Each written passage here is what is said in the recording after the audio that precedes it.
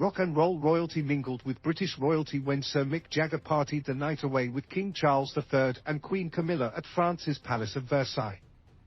The meeting was part of the grand state banquet given in Their Majesty's honour on the first evening of their successful state visit to the nation from September 20th to 22nd.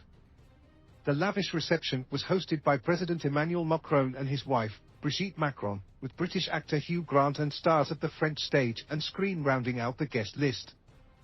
Their Majesty's trip celebrated the shared history, culture, and values of the United Kingdom and France, according to an announcement from Buckingham Palace. France's Élysée Palace also issued a statement calling the King's tour an honour, before adding, "It will bear witness to the depth of the historical ties that unite our two countries and our two peoples and will contribute to honouring French excellence and know-how." The King spoke fluent French at the reception, which was the home of the nation's kings for centuries before France eventually became a republic. He also paid homage to his mother, Queen Elizabeth II, and her long association with the nation throughout her 7-decade reign. "Your generosity of spirit brings to mind how my family and I were so greatly moved by the tributes paid in France to my mother, the late Queen, whose funeral took place 1 year ago yesterday," His Majesty shared at the glittering palace. "My parents' first official visit together was to France in 1948, shortly after their wedding," Charles III added.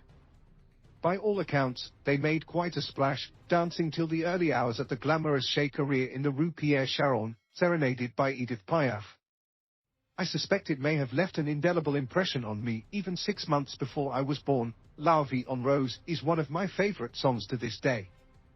In addition to the banquet Wednesday night, which saw the Queen wearing a midnight blue flowing cape gown by Dior, the monarch and consort also undertook numerous engagements around Paris and the southwest city of Bordeaux.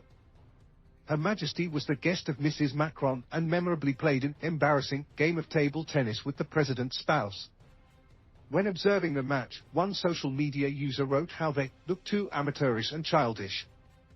At this time of year, Madame Macron could have spotted a garden and talked about the plants. The visit has been hailed as a success and is now the second official foreign trip of the King's 1-year-old reign. It is not yet known where the King and Queen will travel next, although many are expecting a long overdue trip to a Commonwealth realm.